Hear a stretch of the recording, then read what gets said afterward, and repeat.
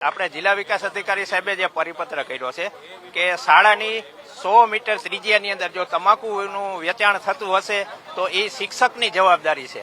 તો ભાઈ શિક્ષકની જવાબદારી કેવી રીતે? ગામ લોકો ડાયરેક્ટ સંઘર્ષમાં ઉતરવાની વાત થઈ છે. લગભગ બધાને ખબર છે કે 100 મીટરની ત્રિજ્યામાં આખું ગામ આવતું હોય જ્યાં તમાકુનું વેચાણ થતું જ હોય છે. તો અમને શા માટે સંઘર્ષમાં ઉતારવામાં આવે? અમને ભણાવવા દો છોકરાઓને.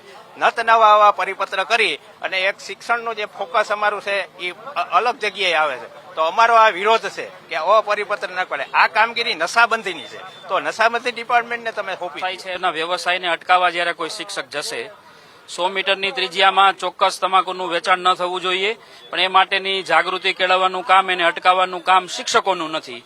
એ કામ પંચાયતના કર્મચારીઓ, નશાબંધી ખાતું, એ બધું પોલીસ વિભાગની સાથે સંકલન કરીને કરે તો એ વધારે સારું રહેશે. શિક્ષકોને પોતાનું ધ્યાન બાળકોના અભ્યાસમાં કેન્દ્રિત થવા દે. હમણાં જ એસઆઈઆરની કામગીરી પૂરી થઈ, વસ્તી ગણતરીની કામગીરી હવે આવવાની છે, પંચાયતોની ચૂંટણી આવશે, તો એ બધા કામોમાં જ્યારે શિક્ષકો રોકાશે તો બાળકોના અભ્યાસના ભવિષ્યને ખૂબ ચોક્કસ અસર પડશે ને આવી બાબતો શિક્ષકોના માનસને બીજી દિશામાં લઈ જાય છે. અમારા સંઘના હોદ્દેદારો દ્વારા ડીડીઓ સાહેબને મળી અને રજૂઆત કરવા માટે ગયા હતા. કાલ સાહેબ કોઈ કામ સબબ બહાર હતા, મળી શકાણું નથી.